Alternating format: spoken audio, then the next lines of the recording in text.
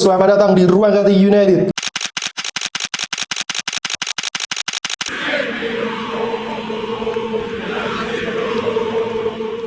Seperti biasa, kita akan membahas seputar pertandingan yang telah dilakoni MU di Craven Cottage, kandang Fulham, di mana kedudukan berakhir imbang 1-1 melalui gol dari Leny Yono,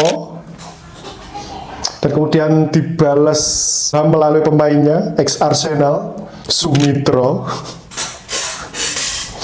Pertandingan yang cukup buruk sih sebenarnya setelah kita mengetahui intensitas pada laga pertama melawan Arsenal kemarin. Kenapa tidak seintens kemarin ya?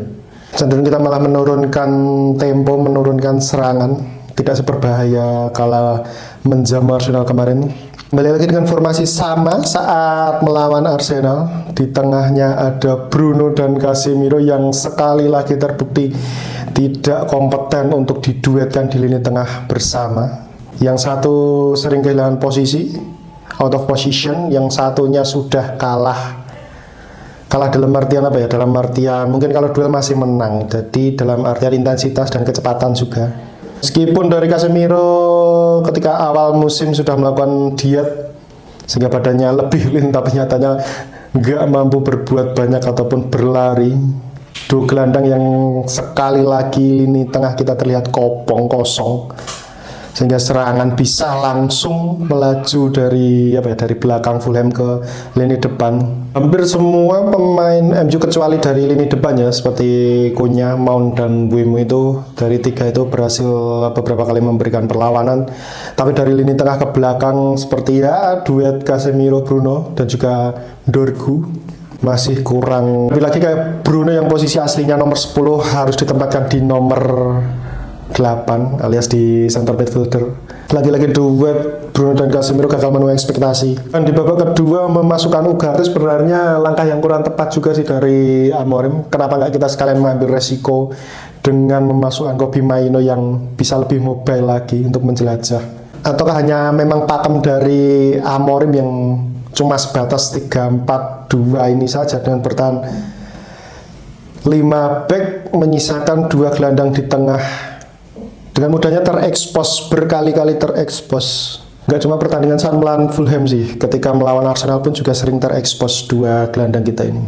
Dan permainan Amorim di 2 pertandingan awal ini cenderung lebih ke direct football, lalu mengandalkan second ball dari duel-duel udara pemain yang di depan. Karena Cunha juga berani duel, Mbeumo pun berani sprint. Hanya 2 pemain itu yang progresi ke depan, nggak adanya support dari tengah. Apalagi di babak kedua ketika memasukkan Dalot, bahkan kita melihat Amad Diallo pun lebih Spartan daripada Dalot, langsung mengejar ketika kehilangan bola, berbeda dengan Dalot. Sebenarnya ada beberapa peluang di awal pertandingan sih, seperti kayak umpan dari Bang Lendir ke Cunha itu, tapi penampilan Berleno masih kokoh di bawah Mr. Fulham. Dan juga peluang penalti dari El Capitano Magnifico yang gagal karena tembakannya entah kemana. Biasanya itu dia sangat cool, sangat tenang dalam mengeksekusi penalti. Tapi kenapa berhasil ke distract ya kemarin itu? Kalau bisa dimanfaatkan mungkin hasilnya akan sedikit berbeda dari mental bertarung dari MU sendiri.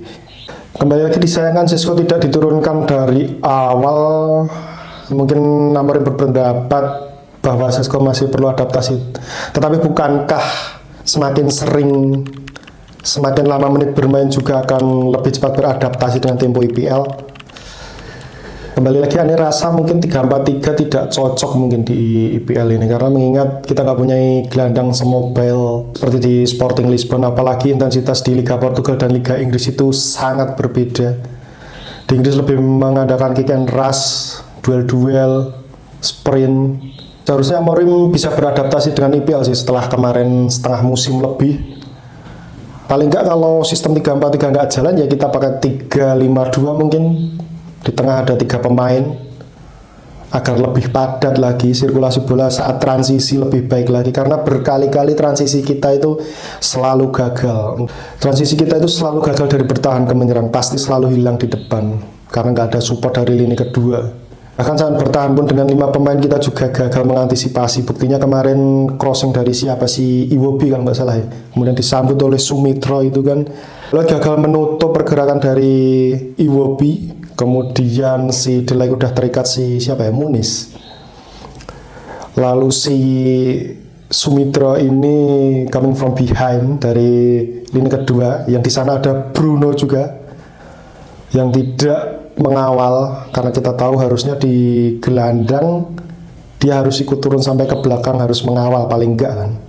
Kembali lagi kan posisi asli Bruno bukan gelandang tengah, tapi dia nomor 10 alias di belakang striker atau attacking midfielder. Jadi kita mungkin sedikit memaklumi, tapi entahlah apa yang dipikirkan Amorim. Semoga kita sebelum jendela transfer berakhir bisa mendatangkan satu gelandang lagi yang layak untuk bermain di sistem 3-4-3 Amir. Karena jika tidak mampu mendatangkan paling nggak satu gelandang, maka bukan tidak mungkin kita di posisi 15 lagi dengan sistem ini.